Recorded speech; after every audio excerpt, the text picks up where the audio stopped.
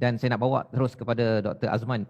Dr. Azman yang sebagai pengamal ya, yang dalam background biomedical engineering, kejuruteraan biomedical, dan juga dalam masa sama juga menjadi imam di Troy, New York ya. Menjadi, maksudnya ada rohani dan jasmani lah tu lebih kurangnya kan. Jadi di sini doktor ya, bila bercakap tentang pandemik ataupun bercakap tentang COVID-19 ya, satu istilahnya dulu ya. Pasal bila bercakap tentang sakit, kalau bercakap tentang marid di dalam Al-Quran, kita di dalam sains, dalam kehidupan ada istilah endemik, pandemik ya. Jadi istilah itu satu nak difahami, dan lebih daripada itu, adakah sistem vaksin ini memang terbukti untuk melawan kepada virus-virus yang ada, ataupun apa sebenarnya konsep pandemik dan virus ini sendiri? Silakan doktor. Bismillahirrahmanirrahim. Wassalatu wassalamu ala Rasulillah. Rabbi shrah li sadri wa yassir li amri wahlul 'uqdatam min lisani yafqahu qawli. Alhamdulillah yang dikasihi Tuan Fazrul, Ustaz Luqman, Dr. Luqman, Ustaz Khiri. Tuan-tuan puan-puan sekalian, pertama-tama bila sebut COVID-19 ni ramai orang takut sebab 80% daripada masyarakat kita, masyarakat dunia ni 80% percaya COVID-19 ni boleh membunuh. COVID-19 ni boleh kita kata menghancurkan, merosakkan dan sebagainya. Jadi sebenarnya yang pertama sebelum sebut pasal vaksin, kita kena tengok virus dulu. Virus. Sebab vaksin asalnya virus. Virus ni apa? Nombor satu, virus ni kalau kita nak kaitkan dengan agama kita, din, virus ni makhluk Allah. Nombor satu. Makhluk Allah Subhanahu Wa Taala yang dia tak ada kuasa, dia tak ada kekuatan, dia tidak ada apa-apa. Malahan dia adalah makhluk yang paling lemah yang Allah cipta. Kenapa saya kata paling lemah? Kerana virus tak boleh hidup tanpa menumpang orang lain. Tanpa host, tanpa rumah dia tak boleh. Dia mesti duduk sama ada sekecil-kecilnya bakteria ataupun sebesar-besarnya binatang, manusia dan termasuk juga tumbuh-tumbuhan. Jadi virus ni makhluk yang paling lemah. Dia mesti ada sel yang ditumpang baru dia boleh hidup. Itu satu. Yang kedua, virus ini juga adalah merupakan perkara yang kita katakan tadi, bukan sahaja dia tidak ada kekuatan yang besar tadi, tetapi dia juga mudah mati. Sebenarnya mudah mati. Kalau virus apa yang ada kat sini, mungkin dalam masa 1 jam, 2 jam, kalau tak ada, dia mati dah. Gitu. Walaupun ada setengah-setengah teori menggambarkan virus tak mati sebab dia tak hidup. Dia kata virus ni satu makhluk yang tidak hidup dan tidak mati. Macam dalam neraka. Kena seksa, kan? Kita ni tak hidup, tak mati. Macam itu. Tapi ini satu pandangan yang saya rasa salah. Sebab Allah gambarkan dalam Quran, kullu nafsin dha'iqatul maut. Semua mati. Semua benda ada hidup, ada mati. Baik. Ya, sebab itu nak gambarkan sini, yang pertama sekali yang menakutkan kita sebab virus ni macam hantu, macam syaitan. Macam kita nak tengok sini, kita besar, kita kuat. Virus kecil, macam kita dengan semut. Sepatutnya semut tak boleh apa-apa pada kita. Tapi kalau semut masuk dalam telinga macam mana? Contoh kan? Masuk dalam telinga samalah macam virus masuk dalam badan. Jadi nak sebut sini, virus bukanlah sesuatu yang kuat. Itu nombor satu. Yang kedua, vaksin. Vaksin ini sebenarnya dibuat daripada virus. Vaksin tu dia diraf daripada virus, sama ada virus itu sendiri ataupun bahagian-bahagian daripada virus yang telah dimatikan atau telah dilemahkan. Jadi maknanya vaksin ini adalah merupakan dia ambil daripada virus yang contohnya vaksin COVID-19. Maka dia ambil daripada coronavirus 19 yang kita definekan sebagai coronavirus 19 ini, COVID-19 ini, dan kemudian daripada situ diproses untuk melemahkan virus itu dan ataupun diambil bahagian daripada virus itu untuk menjadi suatu disebut sebagai vaksin. Ini proses dia. Tetapi yang menjadi satu persoalan kita yang pertama sekali ini ialah vaksin itu, dan bila kita kata dia dijadikan daripada virus dan sebagainya, maka dia bukan ubat sebab dia virus, dia bukan ubat. Dia virus. Jadi kita kena faham, vaksin bukan ubat. Vaksin ni adalah satu bahan yang digunakan oleh sains untuk masuk dalam badan kita, cara bahasa kampung lah, masuk dalam badan kita. Kemudian lepas tu, dia pun dilihat oleh badan kita. Dia berlawan. Badan kita kata, ni ada alien banyak ni. Tapi alien ni lembik je, tak ada apa-apa. Maka badan kita pun buatlah, kita kata antibody. Jadi bila badan kita tu, sistem imun kita melahirkan antibody, maka antibody tu akan pergi ke vaksin tadi, tengok rupanya vaksin dia lembik dah mati. Dia tengok ada vaksin yang hidup, virus yang hidup, carilah virus itu. Maka di situlah antibody akan mengalahkan virus. Jadi yang menyihatkan kita, yang menyembuhkan kita itu bukannya vaksin, bukannya virus yang lemah tadi, tetapi adalah antibody kita yang memang Allah SWT jadikan. Maka kunci di sini ialah antibody. Kunci di sini ialah imunisasi. Maksudnya sistem imunisasi itu akan lahir dan melawan virus. Maka adakah vaksin satu-satunya? Tentulah tidak. Jadi sinilah kita akan pergi dengan lebih jauh. Bagaimana kita lihat, bukan vaksin sajalah yang akan merawat seseorang yang kena virus. Jadi kalau kita tunggu vaksin ni mungkin kan, dengan keadaan hari ini, minta maaf saya sebut, seorang profesor daripada UMS menyatakan bahawa untuk menjadikan satu ubat itu matang dan boleh digunakan secara selamat, kurang-kurang 5 tahun, 10 tahun, 20 tahun baru boleh. Tetapi apabila dibuat dalam masa 1 tahun, berapa bulan, itu satu. Itu ada elemen lain pula yang terlibat dalam situ. Jadi terima kasih Dr. Azman berkongsi tentang apakah yang dimaksudkan dengan virus dan juga vaksin. Dalam ayat 82 tadi itu, Quran adalah syifa. Dalam masa yang sama, ada yang menanti ubat, ada yang menanti vaksin. Macam mana nak melihat keberkesanan ini agar tidaklah kita cacah merba dalam melihat solusi pandemik ini? Silakan. Sebenarnya penyakit yang pertama bukan COVID-19. Penyakit pertama ialah akidah kita yang percaya kepada makhluk lebih daripada Allah. Itu penyakit nombor satu. Sebenarnya Allah uji kita bukan hanya sekadar COVID-19, HIV, SARS, MERS dan sebagainya. Tapi bagaimana iman yang ada pada seseorang itu benar-benar boleh merasai bahawa ini ujian daripada Allah. Contoh, patutnya kita rasa gembira bila Rasul SAW menggambarkan setiap penyakit ada ubat. Ini hadis sahih. Setiap penyakit ada ubat. Maka kalau penyakit itu datang kat Malaysia, tentu ubatnya ada di Malaysia. Kenapa kita nak tengok sampai ke Amerika, sampai ke luar negara, ke China, sampai ke ubat dia siap baik. Jadi sini nombor satu, yang pertama sekali, macam mana digambarkan tadi, vaksin ini dia adalah merupakan suatu yang banyak kelemahan dan kekurangannya. Kalau kita nak kata dia sebagai penyembuh, dia sebagai yang memberikan satu-satunya solution, penyelesaian kepada vaksin. Saya bagi satu contoh. Yang pertama sekali, dia akan hanya berkesan pada virus yang asal dia tu. Contohnya kalau dia virus COVID-19, maka dia hanya COVID-19 saja, satu virus dia. Itu je, dia tak ada virus lain. Timbul virus COVID-21. Contoh kan. COVID-20 nak habis dah. COVID-21. Virus COVID-21. Tak boleh dah. Katakanlah masuk Januari besok, virus COVID-21. Maka COVID-19 dah dah tak boleh. Jadi kalau kita ambil, kita tunggu tiba-tiba dah sampai bulan Januari, keluar pula COVID-21. Beli lagi.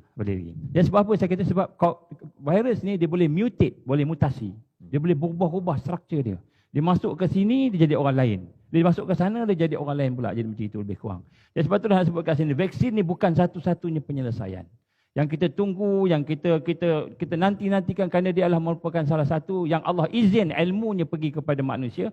Tetapi masih terlalu jauh lagi sebenarnya teknologi yang ada untuk benar-benar menyatakan bahawa vaksin itu boleh berkesan secara 100% dari sudut kesan fizikal. Yang kedua, kita lihat contohnya tahan vaksin dalam badan kita pun berapa lama? 5 bulan, 6 bulan. Pakar-pakar vaksin kata, lebih kurang 5 bulan, 6 bulan. Jadi maknanya lepas tu nak kena ambil vaksin lain pula.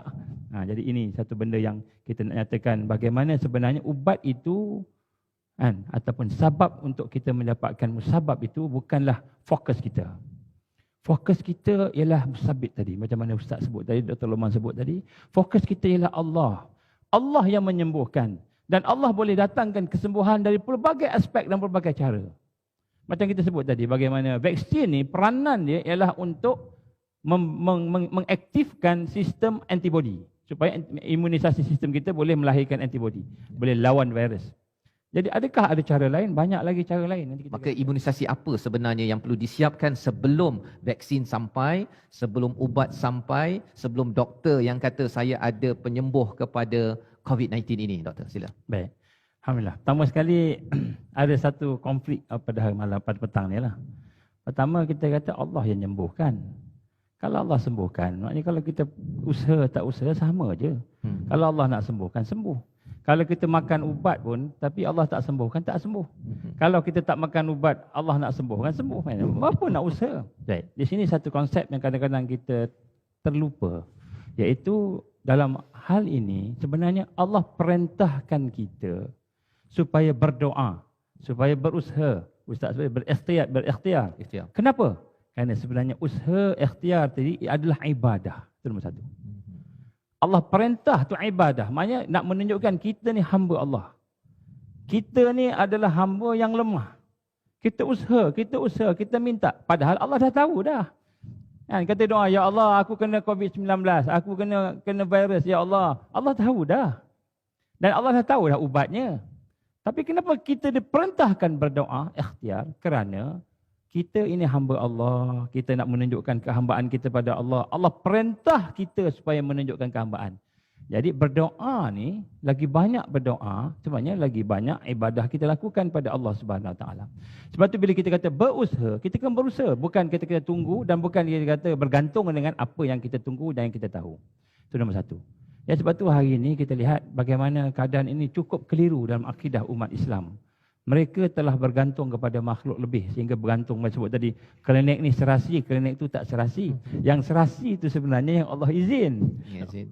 Kalau dia pergi klinik yang sama pada masa kata mungkin tak sembuh pula kan. Jadi lupa. Lupa. Jadi ini yang pertama. Yang kedua, digambarkan di sini sebenarnya kelemahan-kelemahan yang ada pada kita hari ini, kita bergantung sangat dengan makhluk, dengan ubat, dengan vaksin, dengan mana-mana, dengan doktor even. Kita bergantung dengan doktor. Doktor cakap kita ikut tanpa kita fikir. Maka kita telah meletakkan diri kita di bawah daripada makhluk yang menjadi hamba Allah kepada makhluk yang menjadi pada hamba makhluk. Inilah perkara yang menakutkan orang yang beriman. Sebab itulah kita lihat hari ini usaha kena buat. Bukan usaha kena buat sebab itu yang menjadikan kita sihat, tapi kerana Allah perintah. Jadi untuk itu, maka kita lihat hari ini kita kena berusaha. Apa usaha kita baik? Kita tahu tadi kuncinya ialah Allah telah menjadikan sebab musabab tadi. Kita nak kena kuatkan antibody kita. Maka apa yang kita nak buat? Senang aja. Apa yang Rasulullah buat itu semua yang terbaik. Laqad kana lakum fi Rasulillahi uswatun hasanah. Pada Rasul itu uswah yang terbaik, contoh yang terbaik. Rasul makan apa? Rasul suka minum susu kambing. Minum susu kambing, bau lah ustaz. Tak apa, bau minum lah. Itu Rasulullah suka minum. Makan korma, habatus sauda. Dan dalam kajian-kajian yang dibuat oleh ulama-ulama sains, doktor-doktor yang alternatif medicine ini, dia melihat bahawa makanan sunnah ni ubat yang terbaik untuk meningkatkan imunisasi, meningkatkan antibody. Dan ini natural. Natural maksudnya tidak ada kesan pada kita. Contoh, macam virus contohnya, macam vaksin. Vaksin dia boleh kesan kalau kena salah vaksin, dia akan ada bad reaction kepada badan kita. Ini manusia punya teknologi bandingkan Allah punya teknologi. Allah punya teknologi itu natural. Dan sebab itulah kita nak lihat di sini. Contoh, saya bagi satu contoh. Ini berlaku di negeri sebelah negara kita ni, Thailand. Kan? Thailand ni telah mendapat satu pujian daripada WHO. Daripada Dr. Tedros Adhanom. Sebut pun susah nama dia.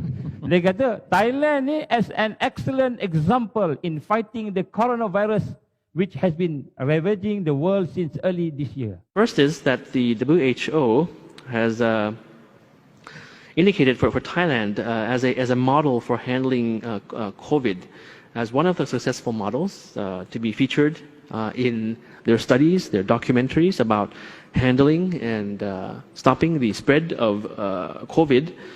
And thirdly, lastly, the most recent one is the recovery rate of Thailand, ranking best in the world according to Global COVID-19 Index or GCI. Thailand ya. Sebelah kita je. Dan rahsianya? Dia memberikan autonomi kepada Prime Minister dia untuk nak buat apa-apa. Maknanya dia orang bersetuju, Prime Minister akan handle. Macam Malaysia samalah. Lebih kurang Prime Minister kan. Baik. Jadi Prime Minister pula, walaupun orang kata dia orang tentera, tapi dia berpegang kepada sesuatu iaitu fakta. Maknanya apa sahaja keputusan yang dibuat mesti berdasarkan fakta, bukan teori. Jadi beza, teori, hipotesis, fakta. Jadi ini tiga ni benda yang kadang-kadang kita keliru. Mana satu? Jadi dalam sains ni, banyak orang cerita pasal teori. Banyak orang cerita pasal hipotesis. Dan tak banyak orang cerita pasal fakta. Fakta ni kebenaran. Jadi sebab tu antara teori dengan hipotesis, mana satu kita nak ambil? Kita kena ambil fakta, al-haq, kebenaran. Apa faktanya? Jadi apabila dia memberikan tugas ini, Prime Minister beri tugas pada seorang doktor yang terberkecuali daripada semua agensi, tidak ada kepentingan, dia buat research dan dia buat tim dia, maka dia telah menyatakan fakta-fakta yang sebenar yang diambil daripada ribuan doktor-doktor antarabangsa yang mengatakan bahawa pandemik ini hanyalah merupakan satu flu biasa sahaja. Mereka telah menubuhkan satu pasukan untuk menyelesaikan masalah pandemik, bukan mengurus pandemik. Kita di Malaysia ni, ni minta maaf sebut Malaysia ni. Thailand menubuhkan bukan saja pasukan macam kita hari ini, okey, frontliner ke sana, frontliner ke sini, kita mengurus pandemik. Tetapi Thailand mengumpulkan satu pasukan menyelesaikan masalah pandemik.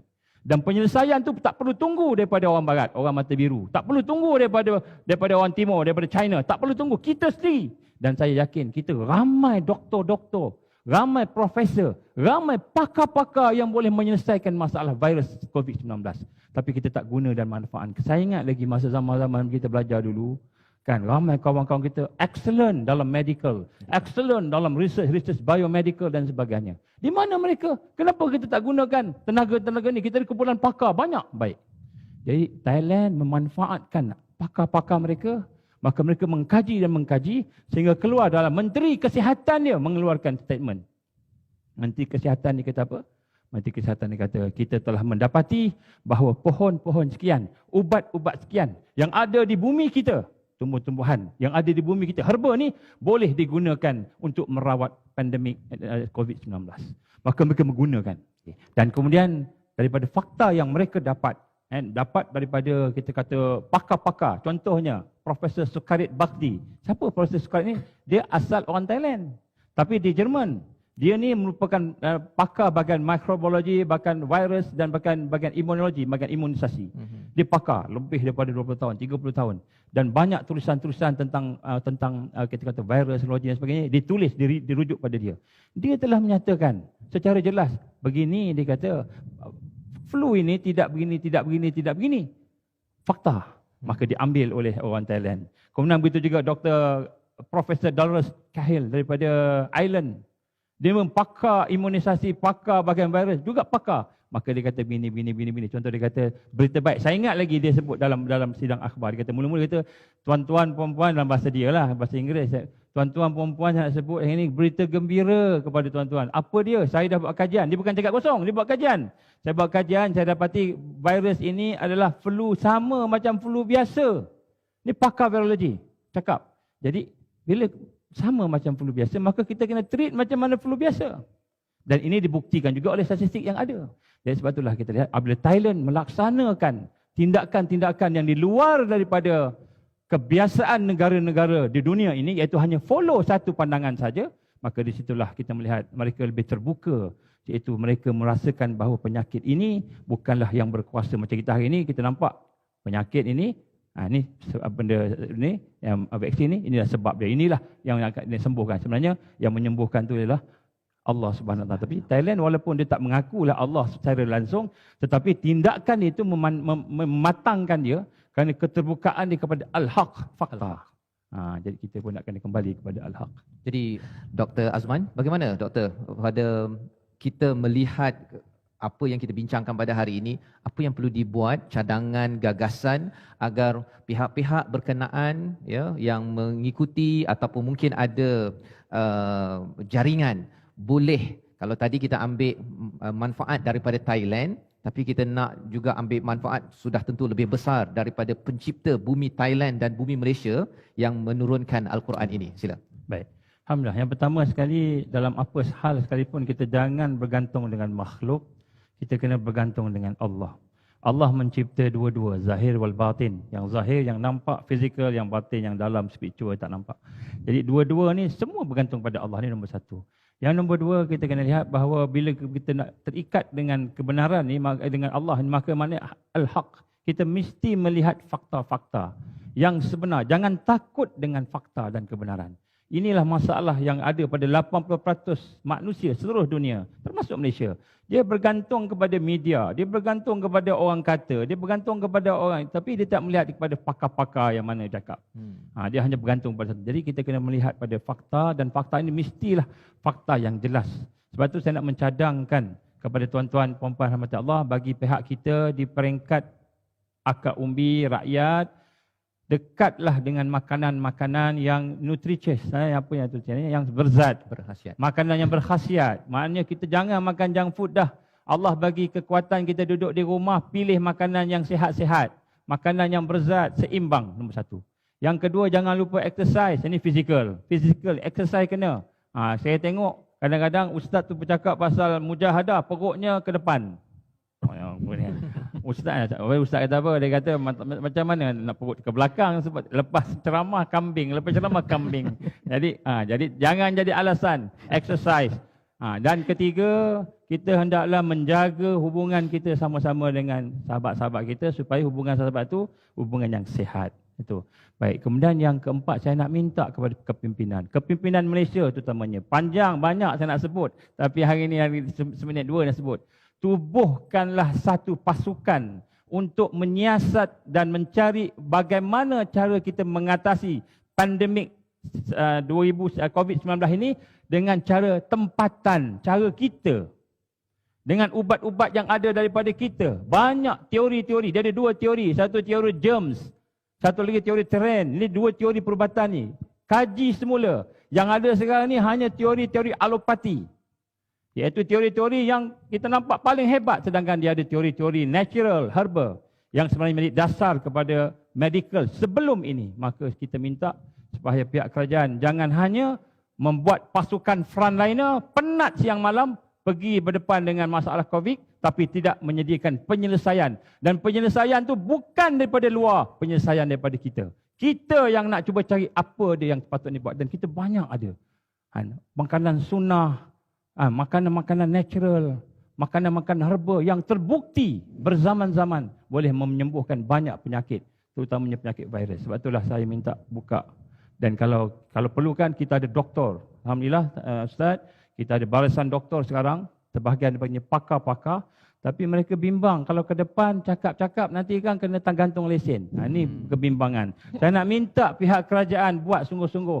Janganlah kita melihat sesuatu dari sudut aspek-aspek kepentingan sesuatu, kepentingan diri ke sebagainya. Ini untuk umat dan Malaysia. Dan hari ini, jadi kita kena tengok balik. Kaji. Sekarang ini tidak ada pasukan untuk menyelesaikan masalah pandemik. Hanya ada pasukan menguruskan pandemik. Jadi inilah cadangan daripada kami. Mudah-mudahan apa yang saya cuba sampaikan akan dapat kita sama-sama manfaatkan. Wallahu a'lam. Terima kasih diucapkan pada Dr. Azman.